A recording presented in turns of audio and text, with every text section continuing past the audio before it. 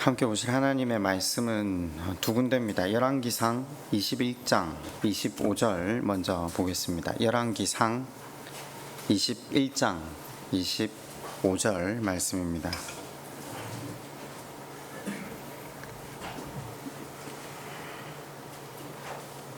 열왕기상 21장 25절 말씀을 우리 한 목소리로 한번 읽도록 하겠습니다. 예로부터 아합과 같이 그 자신을 팔아 여호와 앞에서 악을 행한 자가 없음은 그를 그의 아내 이세벨이 충동하였음이라. 한번 시편 1편 더 찾아보겠습니다. 시편 1편입니다. 시편 1편은 1절에서 6절까지 교독하도록 하겠습니다. 복 있는 사람은 악인들의 꾀를 따르지 아니하며 죄인들의 길에 서지 아니하며 오만한 자들의 자리에 앉지 아니하고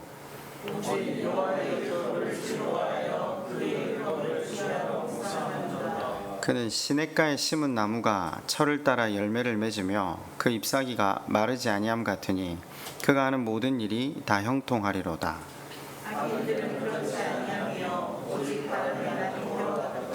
그러므로 악인들은 심판을 견디지 못하며 죄인들이 의인의 모임에 들지 못하리로다. 무릇 의인들의 길은 여호와께서 인정하시나 악인들의 길은 망하리로다. 아멘. 가을이 성큼 다가왔습니다. 모쪼록 말씀에 동념해서 하나님과 더 깊이 만나고 동행하는 복된 남은 한 해가 되었으면 좋겠습니다. 지난주 이 설교를 마치고 나서 많은 분들이 숙제가 뭐냐, 이제 기한이 다가왔으니까 이제 많이 물으시던데 7월 6일자 설교가 숙제였거든요. 그 가만히 숙제를 들여다보다 보니까 수요일 기도회 때 한 것 설교라서 다시 한번 설교를 해야 되겠다.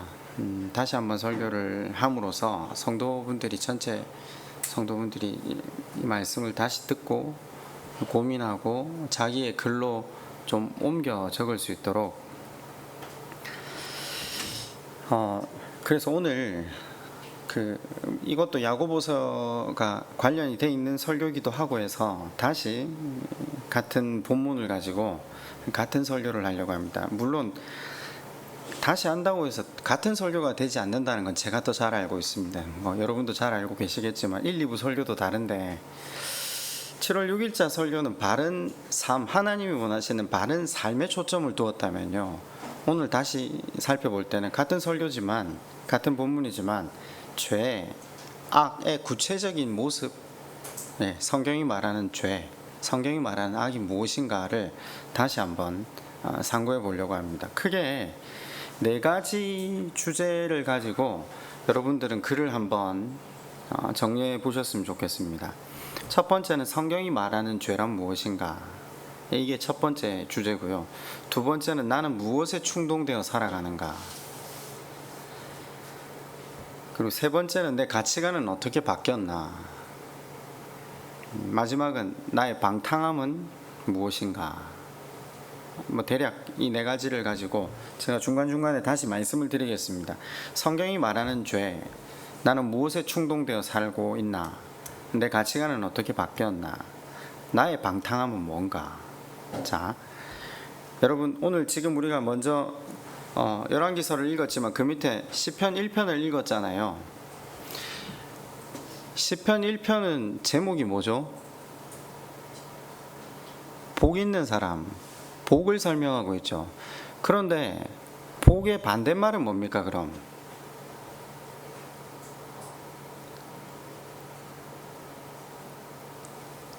지금 성경을 읽으셨으면 이 눈치를 채실 수 있었을 건데요. 복의 반대말은 뭐죠? 네, 악입니다. 악. 죄. 죄의 반대말이 뭐라고요? 복. 지금 1편이 그걸 설명하고 있었어요. 아주 극명하게 대비함으로써 우리에게 뭐가 복이고 뭐가 악이다.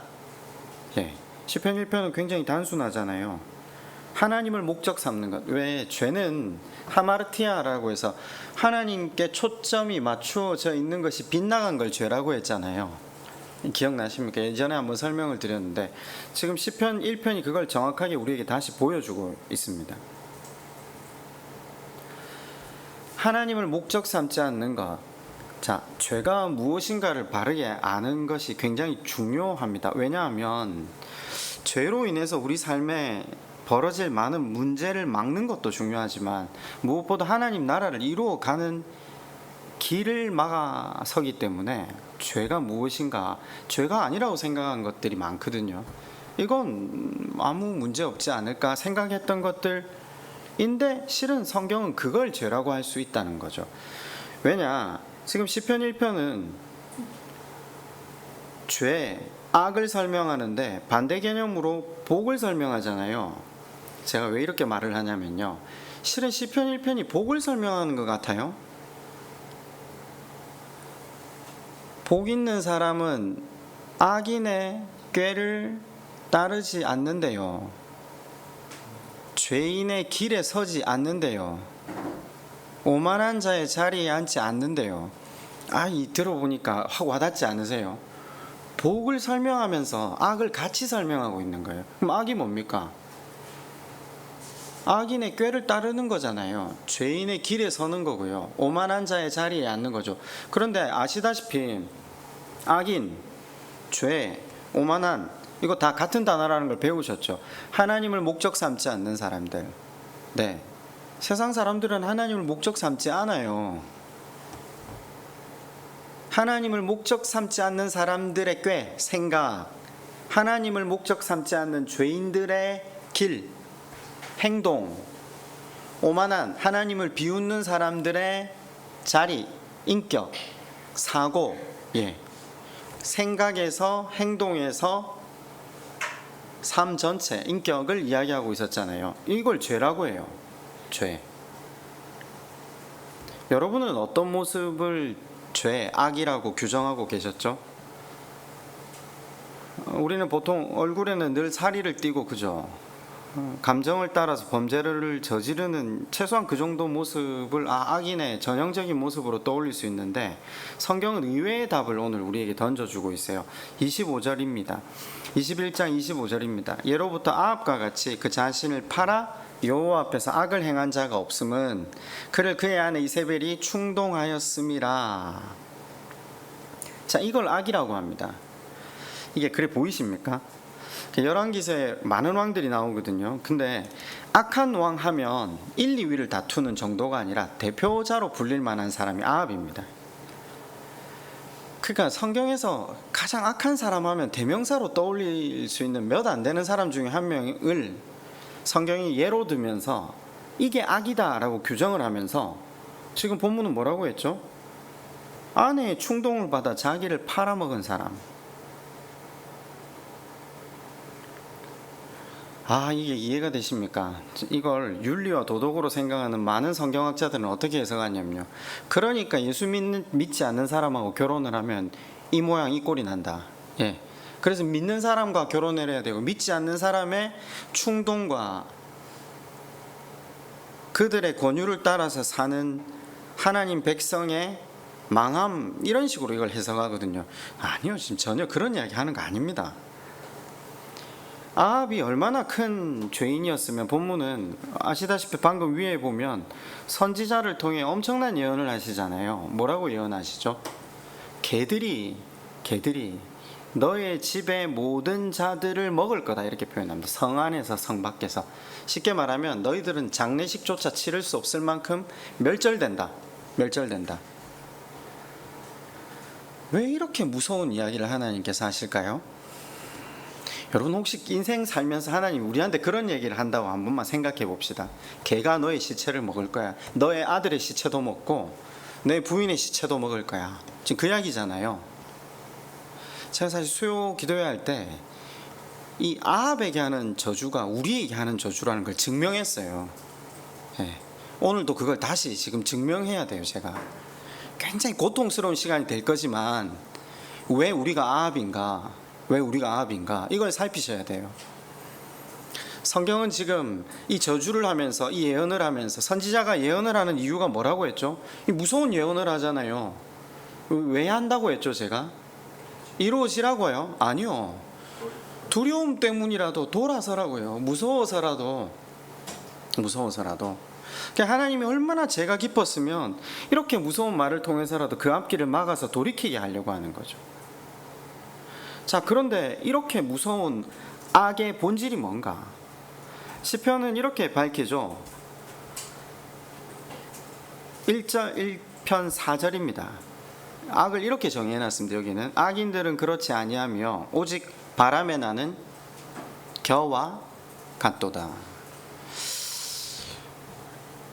저는 사실은 옛날에 이 시편 1편을 공부하면서 이게 악을 이야기하는 줄도 몰랐고요. 그래, 좋다. 악을 이야기하는 걸 어느 날 알았는데 그 악을 왜 바람에 나는 겨라고 표현을 했지? 이게 히브리적 표현인데 문학적 표현인가 싶어서 이 관용 어구도 많이 찾아보고 공부를 해봤는데 안 나오더라고요. 사실 풀 수가 없었어요. 이게 왜 바람에 나는 겨라고 했지? 근데 저는 열왕기서를 공부하다가 이 아합을 지금 예로 들고 있는 이 구절에서 시편이 말하고 있는 악의 정의를 깨달았어요. 그리고 에베소서 5장에 방탕함, 술 취함, 방탕함 한 대 묶고 성령 충만을 비교하고 있거든요. 그것도 이해가 되더라고요. 도덕과 윤리적으로 보시면 결단코 이해를 못해요. 의의 관점으로 봐야지 이해가 되는 구절인데 무슨 말이냐. 자, 다시 돌아와 봅시다. 바람에 나는 겨. 방금 위에 성경은 열왕기서는 아합을 악이라고 했을 때 그 악을 정의할 때 뭐라고 했습니까? 누구의 조언을 따라 산 사람? 아내의 조언을 따라 산 사람. 그 아내가 어디 출신이죠? 시돈. 예수님 오셨을 때도 두로와 시돈보다 너희가 낫다고 생각하냐 이런 표현을 하시잖아요. 그 우상 숭배의 본거지거든요. 그 당시에는요. 그 땅의 공주 이세벨을 데리고 온 거죠. 우상 숭배의 본거지에 살아가던 공주를 데리고 와서 아내를 삼았는데 그 아내의 조언을 따라서 살아가니까 성경이 지금 그 아내가 이 모든 죄의 원흉이고 핑계고 근원이라는 걸 이야기하려고요? 아닙니다. 뭐냐면 이 이세벨은 누구를 대표한다고요? 세상을 대표합니다. 세상의 논리, 세상 사람들의 생각을 대표하는 겁니다. 제가 아까 첫 번째 질문은 악이 무엇입니까? 성경이 말하는 악이 무엇입니까? 아까 질문이었고, 두 번째 질문은요, 여러분은 누구의 충동을 받아서 합니까? 라고 질문했잖아요. 그러면 이게 우리가 아합이라는 게 증명이 되려면 우리가 다 이세벨의 충동을 따라 살아야 되거든요. 그렇잖아요. 우리 부인을 생각하지 말고요. 지금 그 이야기가 아니라니까요. 세상 사람들의 의견, 세상의 논리, 이걸 이야기하는 겁니다. 한번 물어봅시다. 여러분, 하나님의 의견이 중요합니까? 세상의 논리가 중요하고 세상의 의견이 중요합니까? 이제 이걸 이야기합니다, 성경이.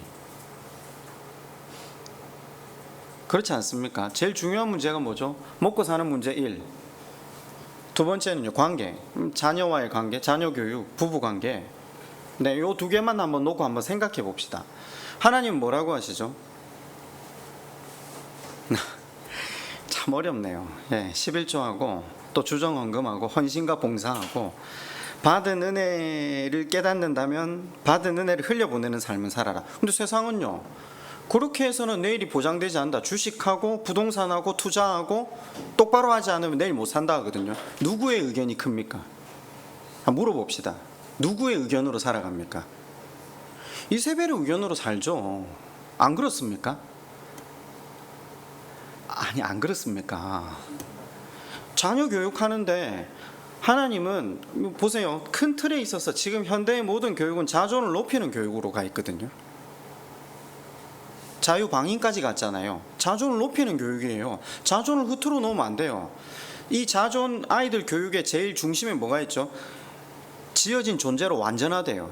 성경은 어디 그런 말 합니까? 안 합니다, 그런 말. 성경은 자존을 무너뜨리는 쪽으로 갑니다. 자기 부인은 우리가 어릴 때부터 들었어요.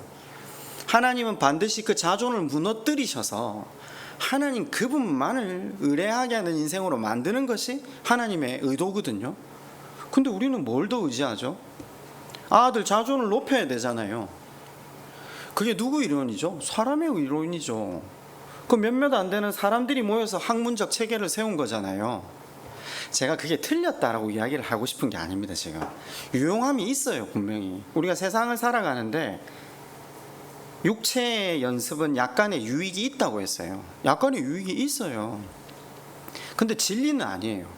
근데 우리는 하나님의 말씀과 세상 사람들의 말을, 혹시 하나님도 1이고 이 사람들의 말도 1은 아닙니까? 자, 그러면 여러분은 이세벨의 충동을 따라 사는 겁니다. 주식도 부동산도 교육도 부부관계도, 예? 이렇게 해야 된다라고 이야기한 세상 사람들의 이야기로 산다면 우리야말로 이세벨의 충동을 따라 이 땅을 살아가고 있다는 겁니다. 그게 악의 대명사로 불리우는 아합의 죄의 본질입니다. 악을 결단하고 살인 강도를 벌리는 흉악범을 우리는 악이라고 생각하시군. 그건 도덕과 윤리적인 측면이죠. 성경은 그렇게 이야기하지 않습니다. 성경은 이 악을 정의할 때 아내가 시키는 대로 사는 삶을 사는 것을, 세상으로 대표되는 이세벨의 조언을 따라 사는 것은 악이라고 합니다. 그렇죠.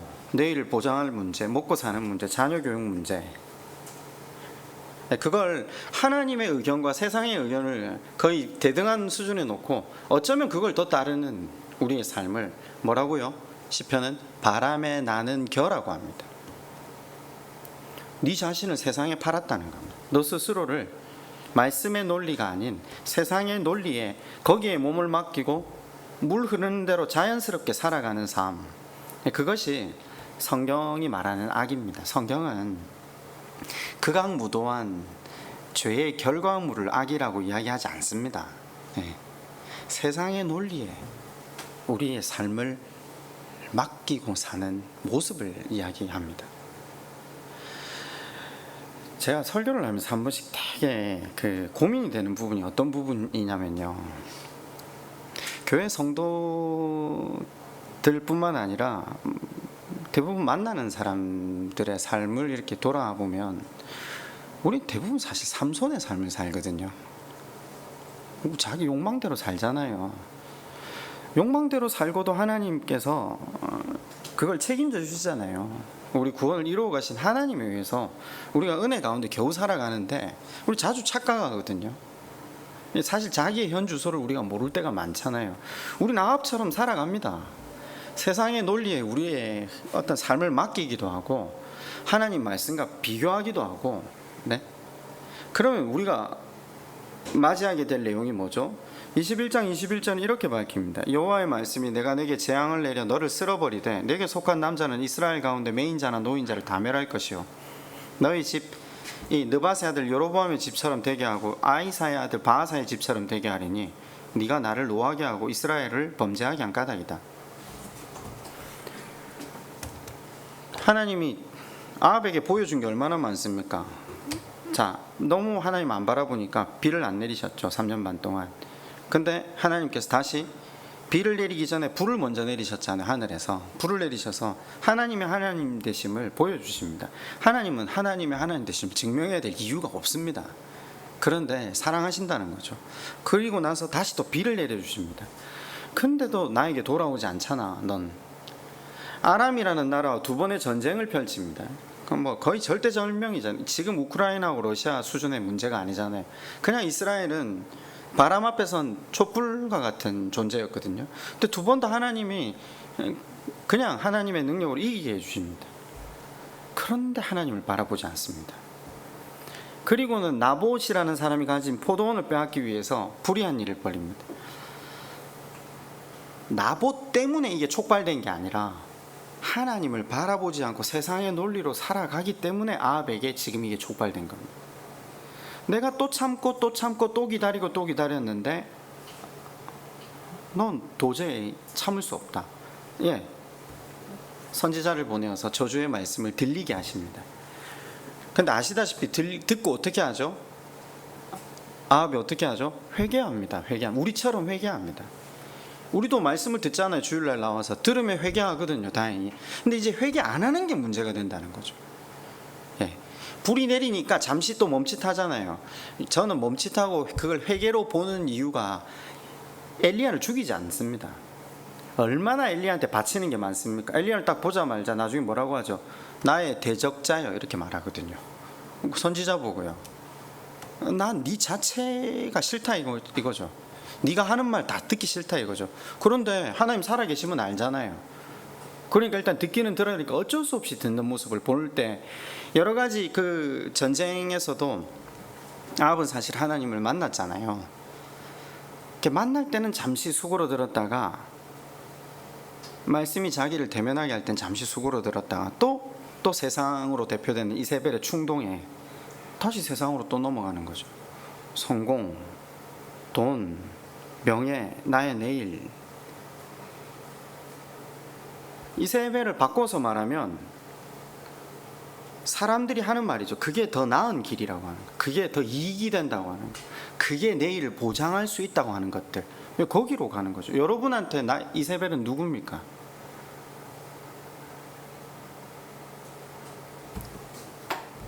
나는 누구에게 영향을 받고 살고 있습니까? 누가 나를 충동하고 있습니까? 그게 뭐 아내가 될 수도 있고 남편이 될 수도 있고 부모가 될 수도 있고 자식이 될 수도 있고, 그죠? 이건 아마 우리가 평생 고민해왔던 문제였을 수도 있습니다. 저는 오늘 여기서 이제 요기에서 한 걸음 더 뛰자는 거죠.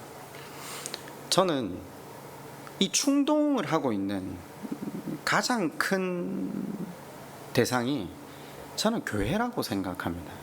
예. 저는 코로나가 별다른 이유 때문에 왔다고 생각하지 않습니다. 역사적으로 이스라엘이 망할 때, 이스라엘이 싹 쓸어버림을 당할 때마다 선지자들이 나와서, 혹은 예수님이 로마 시절 예수님 오셨을 때도 예수님 말씀하시는 걸 보면 딱 단순합니다. 이 전이 여호와의 전이라, 여호와의 전이라, 여호와의 전이라. 거짓말 그만해라. 너희들은 송구한 마음도 없고 죄인됨을 고백하지도 않고 여기 와서 양 한 마리 잡고 소 한 마리 잡으면 그걸로 제 세탁 다 했다고 생각하고 다시 너희 삶으로 돌아가지 않냐? 세상의 논리로 살아가지 않냐? 나 이런 예배 못 받겠다. 여기 오지 마라 하고 성전을 무너뜨려 버리셨거든요.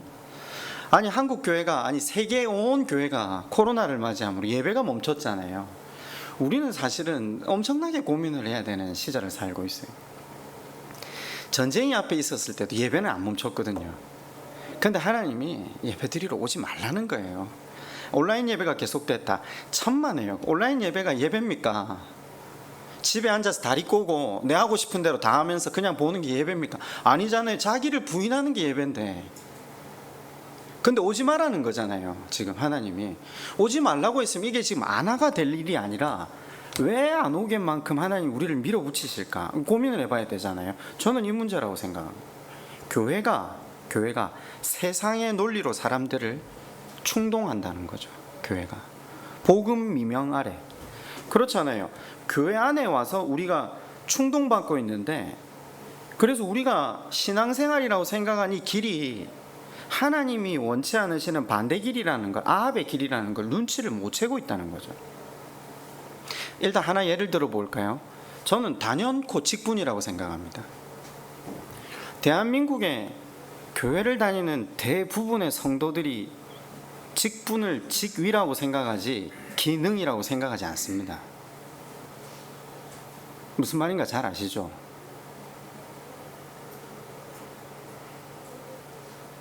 직분은 왜 주셨죠? 기능을 하기 위해서, 역할을 하기 위해서. 하나님은 애초에 직분자를 부르실 때마다 가장 약하고 연약하고 말씀에 동력매지 않으면 스스로는 도무지 안 되는 인생들을 부르시거든요. 그게 하나님 주 특징이세요. 예수님 곁에 있었던 베드로, 요한, 야고보, 이 인간 실격들이잖아요. 인격적으로 모질한 인간들이었거든요. 제가 하나하나 설명을 다 했잖아요. 이스라엘이 출범할 때 하나님 이스라엘 택하신 이유를 뭐라고 해요? 너희 민족의 수요가 적은 영혼이라. 땅도 없고 민족도 적고 자랑할 거 없고 정체성 없고 아무것도 없기 때문에 너희 같은 인생이 사랑받는 이유가 오직 하나님의 은혜라는 걸 온 열방으로 전하게 하기 위한 나의 의지다라고 아무리 밝혀놓으셔도 온 세상 사람들도 이스라엘은 특별한 사람이다 라고 이야기를 하고 앉아있네요. 성경은 그래 안 적어놨는데요. 그죠? 그러니까 여기서 뒤에 출발하면서 뒤에 누가 제사장 지파가 됩니까? 레위. 예, 그건 아시죠? 레위는 어떤 짓을 했죠? 레위와 시므온이 시몬 지파가 야곱의 딸이 강간당했을 때 그 일들을 하는데 거짓으로 그 하몰 족속의 모든 남자를 다 죽였잖아요. 잔해했죠. 학살했거든요. 그로 인해서 저주를 받잖아요. 너희는 이 땅에 결단코 기업을 얻지 못한다. 근데 그걸로 여러분, 저주는 항상 저줄로 끝맺음을 맺지 않는 게 하나님 스타일이라고 하셨잖아요. 그들이 한 번만 순종하고 나오면 다시 복으로 화하게 하시는 게 하나님 의도거든요. 그들이 시내산 밑에서 하나님께 배반했던 이스라엘 민족을 하나님이 처단하실 때, 나오라 했을 때 레위 민족이 나아가서 그걸 도왔거든요. 그래서 하나님이 다시 레위를 어디다 세우시죠? 제사장으로 세우세요. 레위는 자랑할 게 없는 인생이에요. 그래서 레위는 자기를 의지하거나 자기가 제사장 그룹이 되어서 하나님 앞에, 사람들 앞에 뭔가 내세울 만한 아무것도 없는 인생들이에요. 자기들은 저주가 이루어지는 동시에 하나님의 일방적인 은혜로 레위인이 됐거든요. 우리 교회의 직분자들이 그렇잖아요. 저를 제가 예를 많이 들었잖아요. 설교를 하지 않으면 참 비참한데요, 그죠? 예배를 안 나올 만한 인간이기 때문에, 말씀에 동념하지 않으면 하나님께 붙어있지 못한 인간들이기 때문에 직분을 주는 거라니까요. 근데 대한민국에 누가 그렇게 이해를 하고 교회를 다니냐는 거죠. 야, 너 아직도 집사야? 여기 말에 충동을 받죠. 내가 왜 이렇게 오래 교회를 다니고 헌신하고 봉사하고 충성했는데 집사야? 섬김의 자리가 얼마나 어렵습니까? 섬김의 자리를 감당하기 위해서는 송구함이 있어야 되거든요. 죄인됨을 깨달아야 되거든요. 죄인됨이 원동력이 되지 못하면 섬김은 불가능합니다. 날마다 사람하고 부딪히고, 이게 벗고 싶을 때가 한두 번이 아니잖아요. 변하지 않는 인생들과 함께 가는 것 자체가, 이 일을 할 수 있다는 건 변하지 않는 나라는 인생을 기다려주신 하나님 그 은혜를 알지 않고는 직분을 감당한다는 건 불가능해요. 그렇죠. 교회가 부리게 하는 충동 중에 저는 가장 대표적인 충동으로 저는 직분이라고 생각하거든요. 우리 교회의 직분 제도를 다른 교회에서 이해해 줄 거라 저는 생각하지 않아요. 말씀대로 이야기를 하고 있는데 누가 이해를 해주냐는 거죠. 그러면 대한민국이 지금 교회들이 뭐에 의해서 충동을 받아가느냐 뻔하게 볼 수 있잖아요. 하나 더 중요한 게 있어요. 이건 정말로 제가 볼 때 하나님이 예배를 막으신 이유가 아닐까. 21장 26절로 한번 가보실래요?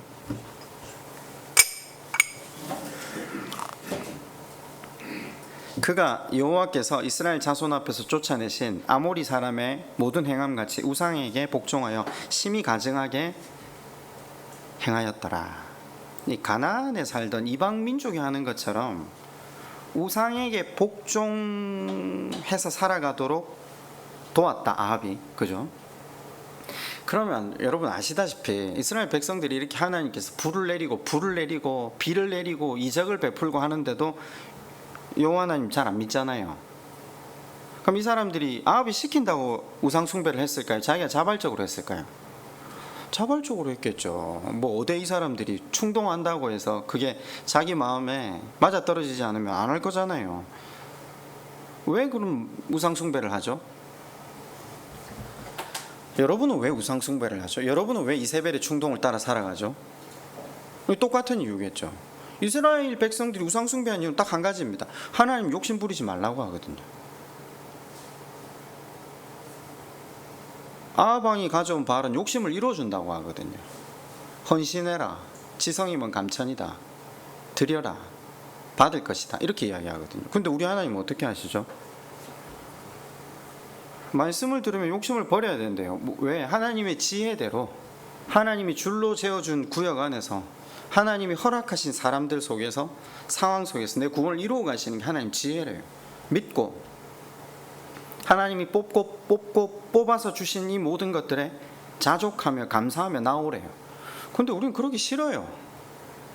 인정 못 하겠어요. 우상은 마음껏 원하는 걸 펼쳐라거든요. 그걸 택한 거예요. 이걸 자극하는 거죠. 교회가 이걸 자극한다니까요. 근데 원래 이게 우리 본성 안에 있잖아요. 제가 이걸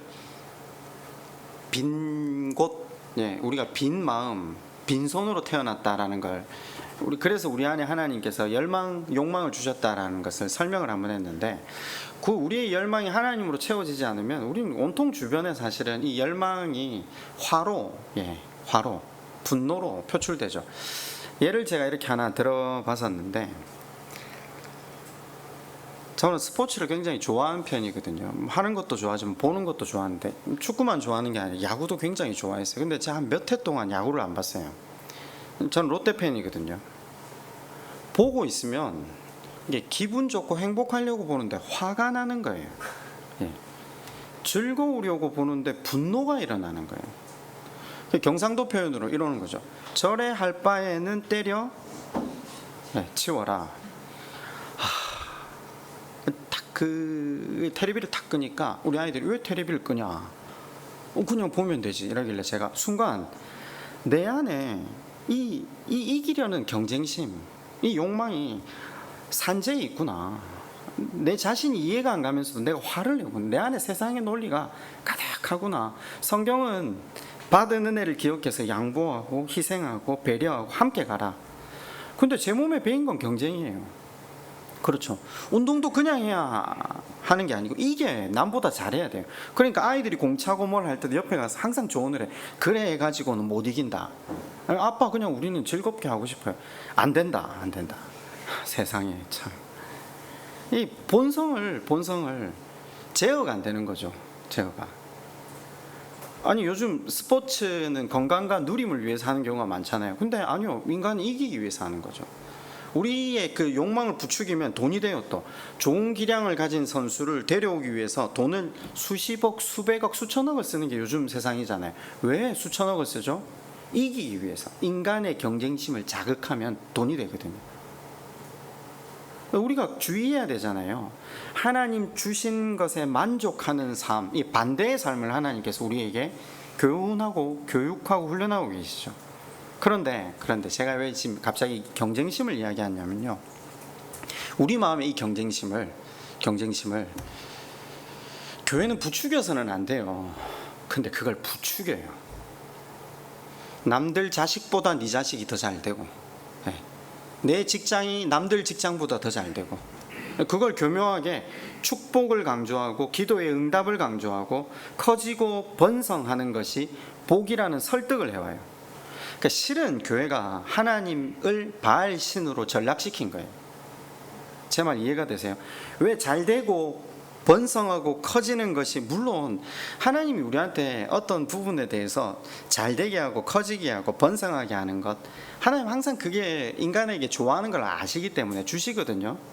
근데 본질적인 복은 하나님 나라잖아요. 그렇잖아요. 여러분 다 인정하시잖아요. 그래서 결국은 우리가 생각하는 그 돈이나 자녀나 많은 문제들을 하나님 다 앗아 가시고서라도, 그 자아를 하나님께서 다 부셔 놓으셔서라도 하나님 나라를 이루게 하는 것을 시작하실 때는 그 앞에 모든 것이 다 사라져요. 욥의 경우가 바로 그와 같은 경우예요. 우리는 욥이 읽고 이해가 안 되는 부분이 뭔지 아십니까? 우리는 복을 돈이고 자식이고 성공이라 생각하거든요. 근데 하나님 생각이 다르세요. 우린 완전히. 근데 우리가 교회에서 어떻게 배웠냐면, 우린 자연 법칙으로 교회가 설명을 했거든요. 열심히 하면 보상을 받는다. 지성이면 감천이다. 그 욥이 그 생각 가지고 있고, 욥 친구들도 다 그 생각이잖아요. 인과응보의 하나님에 대해서 이야기하거든요. 근데 하나님은 어떻게 하세요? 여러분, 욥기는 욥의 인내가 아니에요. 주제가 그 어디에 욥의 인내가 나와 있습니까? 그 안에 없어요. 욥기의 주제는 하나님께서 그 자연 법칙 안에 묶여있는 욥을 창조 법칙 안으로 데리고 가시는 거예요. 다 부셔가지고. 창조 법칙은 뭐죠? 복음이죠. 네가 한 것대로 받은 거 아니야. 네가 뭘 잘해서 누리고 있는 게 아니야. 나의 일방적인 은혜고 사랑이야. 이걸 깨닫게 하시는 자리로 하나님 데리고 가세요. 완전하게 그걸 깨닫게 하시는 것이 우리 인생의 여정이라고 하는 거죠. 그런데 거기까지는 아예 엄두도 못 내고요. 한국 교회가 지금 뭘 하고 있냐, 내 자식 잘 되고 내가 잘 되는 우상을 섬기게 하는 거죠. 지금 이게 안 될 수도 있다니까요. 안 그래요? 하나님이 우리의 자아를 부셔야 되고 우리 삶을 부셔야 우리가 겨우 하나님 바라보고, 우리가 충동받고 있는 세상의 논리에 벗어나 하나님 조금 바라보기 시작하는데, 근데 교회는 내 욕심을 부리게 합니다. 왜요? 교회가 성장하거든요. 그 욕심을 부리게 하고 그 우상 섬기게 하면 더 충성하고 더 헌금 많이 하고 더 전도하고 열심히 하거든요. 한국 교회 성장의 비결이 여러 가지가 있지만 그 중에 가장 큰 원인은 경쟁심을 부추긴 겁니다. 경쟁의 욕심을 부추겼기 때문에 오늘 우리가 엄청 성장한 거죠. 하나님 이 성장을 기뻐하실까? 우리는 거기에 대해 생각 없어요. 우리는 다 이걸 부흥이라고 해요. 성장했다고 이야기를 해요. 하나님이 이게 얼마나 하나님 마음이 아프신가, 이걸 말라기를 딱 보면, 성경 구약이 제일 마지막 권이잖아요. 말라기를 보면 이 하나님과 인간과 대화를 보면 아세요. 우리가 선택받은 사람들이고 우리가 이스라엘인데 우리가 어떻게 세상의 이 전쟁에 시달리고 우리가 지금 망하기 일보 직전인데 하나님 뭐 우리를 선택하셔서 사랑하신다고 했는데 뭘 하나님 사랑하셨냐고, 말이나 되냐고 지금 이 상황이. 지금 원래라면 지금 설교 들은 대로 하나님 어떻게 말씀하셔야 돼요? 이 땅이 게 복이 아니야. 욥한테 하시듯이요. 그게 복의 근원이 아니라 하나님 나라를 이루게 하는 게 복이야. 그래서 너희 자아를 부셔지는 게 복이야. 이렇게 말씀하셔야 되는데 그래 말씀 안 하세요. 수준이 안 되니까 상대가. 뭐라고 하시죠? 뭐라고 하시죠? 얘들이 생각하는 복의 근거에서 이야기를 하세요. 야, 내가 너희가 나를 우상처럼 섬기면서 11조 했는데 내가 너희 곳간을 가득 채워줬지 않니? 지금 이러고 계세요. 이해가 되세요? 너희 수준에서 너희가 원하는 것들 늘 채우면서 내가 너희를 여기까지 데리고 왔다고. 그러면 저같이 좀 나쁜 사람은 그렇게 돼요. 하나님이 우리를 그래 대우셨기 때문에 우리가 지금 이래밖에 못 살아요. 요래 이야기를 할 수준이잖아요. 그래 하나님 그래 말라기에서 뭐라고 합니까? 그래서 내가 드디어 너희의 인생을 나만 의지할 수 있게끔 이 모든 시련과 환난 속에서 내가 너희를 붙들 거라고. 지금은 치나 지금은 찢으나 나중에 다시 싸매고 내가 안을 거라고. 이해가 못하는 거죠. 이스라엘 백성들이 이해 못한 채 결국 말라기가 끝이 나버리거든요. 여러분 교회에서 사람들을 경쟁하도록 훈련시켜요. 네. 우리 어릴 때 많이 했잖아요. 성경 다독표 그것도 줄치고 뭐 경연대회하고 누가 전도를 몇 명 했는가 구역별로 스티커 붙이고, 그죠? 교회에서 이래 하는데 안 믿는 사람들은 도와줘. 우리도 모르는 사이에 내 생각 가치관을 흐리게 하고 욕심부리고 경쟁하는 이 문화, 이게 뭐라고요? 바람에 나는 겨입니다. 하나님이 원하시는 방법이 아닙니다. 하나님 원하시는 방법은 뭐죠? 제가 7월 6일에는 이걸 좀 집중해 설교를 했어요. 제자도의 핵심 내용은 산상수훈에 마태복음 5장, 6장, 7장에 나오잖아요. 5장 시작하면서 복이 뭐다? 우는 게 복이다. 가난한 게 복이다. 애통한 게 복이다. 무슨 말씀이세요, 하나님? 그러니까 지금 교회가 이 가치관을 변화시키는데 교육을 하지 않고요, 오히려 충동시켜서 부추김해서 글로 가게 만들었다니까요. 교회 안에는 가치관이 변하지 않은 사람들이 너무 많은 거예요. 세상의 의견과 하나님 의견이 어떻게 똑같아요? 안 그렇습니까? 적어도 같지 않다는 건 인정하고는 살아야 되잖아요. 그래서 제자도의 길을 간다는 건 가치관이 변하지 않으면 갈 수 없는 길이에요. 아까 제가 질문 다시 드렸죠. 여러분의 가치관은 어떻게 변해가고 있습니까? 네. 우는 게 복이라고 생각이 되십니까? 세상은 그렇잖아요. 단순하잖아요. 야고보서 1장 9절에 이렇게 나와 있습니다. 낮은 형제는 자기의 높음을 자랑하라. 왜요? 세리와 창기는 밖에 서가지고 저희들은 그 안에 들어가서 예배 드릴 주제가 못 됩니다. 저희는 못 들어갑니다. 이라고 앉아있거든요. 그리고 낮은 형제는 자기의 높음을 자랑하라. 야고보서 1장 9절은 부한 형제는 자기의 낮아짐을 자랑하라. 우리 식으로는 이해가 안 되는 거죠. 우리 가치관이 변하지 않고는 절대 이해가 안 돼. 여러분 세상 살면서 세상에서 가장 성공하고 돈이 많고 내일의 보장을 받은 사람들이 부럽습니까? 불쌍합니까? 근데 이게 문제죠. 돈이 그렇게 많고 써도 다 쓰지 못할 돈을 가지고 있고 정말 완전하게 사람들로부터 영광과 성공의 칭호를 얻은 사람들, 자기 중심이죠. 자기가 다 할 수 있는데 하나님 바라볼 이유가 전혀 없는 거죠. 결단코 주님 바라볼 이유가 전혀 없는 그 사람들은 불행한 사람입니다. 이 땅에서 가장 불행한 사람입니다. 그렇지 않습니까? 그런데 병들고 가난하고 의지할 게 없어서 우는 사람들은 누구를 의지할 수 있습니까? 이게 이해가 돼야 됩니다. 그렇죠. 세상의 가치관을 가진 사람을 아합이라고 하는데, 교회 안에는 가치관이 바뀌지 않은 성도가 너무 많습니다. 그럼 신약 성경은 이제 우리가 앞으로 계속 배울 거지만, 가치관이 바뀌지 않는 사람은 그리스도인이 아니라고 합니다. 제자가 아니라고 합니다. 근데 이제까지 교회는 어떻게 가르쳤냐면요, 가치관을 바꾸지 않고 이렇게 해라고 했어요. 돈 열심히 벌어서 하나님을 위해 써라. 가치관이 안 바뀌었는데 공부 열심히 해서 하나님 나라를 위해 출세해라. 너에게 어떤 자리를 주든지 그걸 하나님의 뜻대로 사용하면 그것이 가치의 변화라고 거짓말로 가르쳤어요. 고지론 아니죠. 미답지론 그것도 틀렸어요.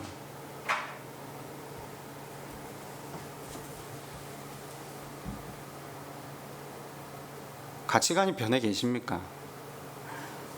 우리의 가치관은 세상에서 말하는 행복, 내일에 대한 안정, 그래도 좀 즐기고 살아가야 되는 것이라고 생각하고 계시진 않습니까? 그거 뒤집어져야 돼요. 마태복음 5장은 뭐라고 합니까? 가난한 자가 복이 있대요. 우는 자가 복이 있대요. 우리는 부자 되기 위해서 예수 믿고 웃기 위해서 예수 믿었다니까요. 근데 처음부터 하나님 그걸 다 막으시거나 이러진 않으셨고요. 하나님이 그게 진짜 복이 아니라는 걸, 진짜 복은 무엇이라는 걸 계속 가르치시거든요. 근데 교회가 그걸 가르치고 가치관이 변화하게 해야 되는데 어디로 가게 한 거죠? 세상의 가치관으로 살게 한 거죠. 오히려 교회가 그걸 충동한 거죠. 가치관은 하나도 바꾸지 않고 세상적인 가치관을 계속 권장하면서 다만 하나님을 위해서 사용하라.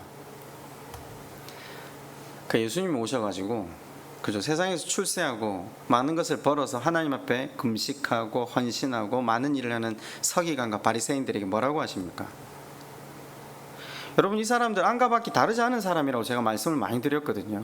정말로 최선을 다해 살았거든요. 그랬더만 예수님 사마리아인 비유를 드시면서 선한 사마리아인처럼 살아라고 그래. 살아라고. 너희가 결단코 강도 만난 자임을, 결단코 너희 스스로 구원에 이를 수 없는 존재임을, 이것이 일방적인 은혜임을 깨닫지 못하면 너희 가운데 구원이 없다. 그 이야기 하시잖아요. 그걸 받으시고 기뻐하십니까? 아니요. 안 기뻐하신다니까요. 전혀 안 기뻐하세요. 아무 관심이 없으세요, 하나님. 그러면 우리 가치관이 바뀌면 어떻게 하나님 앞에 나아가야 됩니까? 이게 참 어려운데요. 이제 말씀을 맺어야 되는데 오늘 설교가 좀 길어졌어요. 감사의 제목이 바뀔 수밖에 없겠죠. 제가 이 설교를 하면서 제가 참 그 용기가 안 나는 게, 지금 간단한 헌금도 줄고 감사 헌금도 안 하는 우리 교회인데 감사 헌금 제목을 좀 바꾸자. 보통 뭐 어떻게 해야 우리가 감사 헌금하죠? 병이 나아서 감사합니다. 진급을 해서 감사합니다. 직장이 잘 돼서 감사합니다. 좋은 학교 가서 감사합니다. 이거 세상적인 가치잖아요. 이게 다 틀렸다 이 말을 하려고 하는 게 아니라, 진짜 가치가 변한 사람들은 어떻게 감사해야 되죠? 어려울 때 감사해야 되죠. 아플 때 감사해야 되고요. 힘겨울 때 감사해야 되죠. 이쪽으로 가는 거죠. 왜냐하면 하나님이 드디어 나를 빚으시고 나를 하나님 그분만 의지하게 만드시구나. 어려우시죠? 주일 아침에 어려운 설교 안 하려고 일부러 수요일 날 했거든요. 근데 이 어떤 개념을 계속 수요일날 설교를 하고 있는데, 수요일날 이제 많이 안 나오시니까 안 들으실 거니까 한 번 정도는 정돈이 좀 필요하다는 시점인 것 같아요. 한 번 정돈하셔야 돼요. 마지막 질문으로 제가 방탕에 대해서 이야기했잖아요. 왜 술 취함과 방탕을 묶어놓고 성령 충만과 예배소서는 비교를 하고 있거든요. 안 그러세요? 예배소서는 왜 성령 충만하고 이 방탕함을 비교하는 거, 술 취함을, 한쪽은 완전 극단적인 이야기인데 성령 충만하고 비교를 해서를 될 것이 아닌데, 우리가 생각하는 방탕은 도덕과 윤리거든요. 제가 아까 그랬잖아요. 도덕과 윤리는 성경 이해 못해요. 방탕하면 우리는 탕자를 떠올리는데 아닙니다. 아닙니다. 지금 뭐라고요?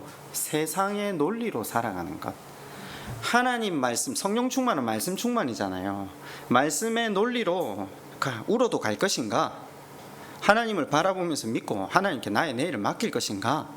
아니면 방탕함, 내 마음대로 생각하고 세상이 말하는 대로 그냥 걸어갈 것인가? 술 취하면 생각을 잃어버리잖아요. 말씀에 대한 생각 잃어버리고 세상이 시키는 대로 나갈 건가? 지금 그걸 이야기한 거예요. 그게 방탕입니다. 성경이 말하는. 모쪼록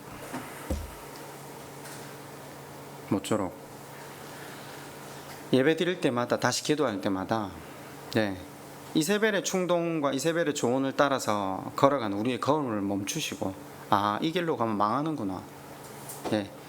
엘리야의 저주가 우리에게 향한 하나님의 저주로 들리시고, 다시 하나님 말씀만에서 하나님 바라보며 걸어가는 것이 우리에게 가장 큰 복이구나.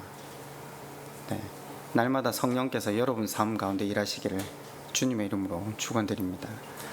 우리 한번 기도할까요?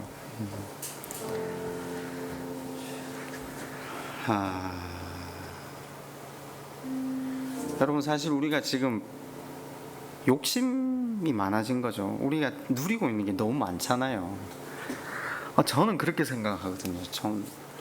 제가 한 번씩 비유를 들었는데, 옛날에 화장실도 밖에 있었고요, 그죠? 빨래하는 것도 밖에 있었고, 지금 화장실도 안에 있고, 2개나 있고, 빨래도 안에서 하고, 내가 안 해도 되고, 이 정도 수준이에요. 옛날에 교회 오면 진짜 추웠거든요. 교회 올 때 담요를 들고 와가 둘러매고 앉아 있었는데, 기도한다고 바닥에 앉아, 그죠? 지금 우리는 비교도 안 되는 세상에 살고 있거든요. 근데 왜 자꾸 우리는 욕망의 이 충동질을 받아서 만족이 없고 기쁨도 없고 누림도 없고, 세수하다가 수건으로 얼굴을 닦으면서 아이들한테 그래서, 야, 너무 행복하지 않냐고. 당연한 거죠. 아니요, 하나님께서 우리에게 베푸신 은혜가 얼마나 큰지 좀 보게 해달라고. 많은 걸 거두어 가시야 보는 게 아니잖아요. 지금 얼마나 우리 하나님께서 우리를 사랑하셔서 많은 것들을 우리에게 함께하고 계신지, 그 하나님께서 우리를 인도해 가시고 하나님의 지혜대로 우리 삶을 주관하심을 믿고 감사함으로 나아가게 해달라고. 우리 시간 그렇게 한번 하나님 앞에 함께 기도하겠습니다.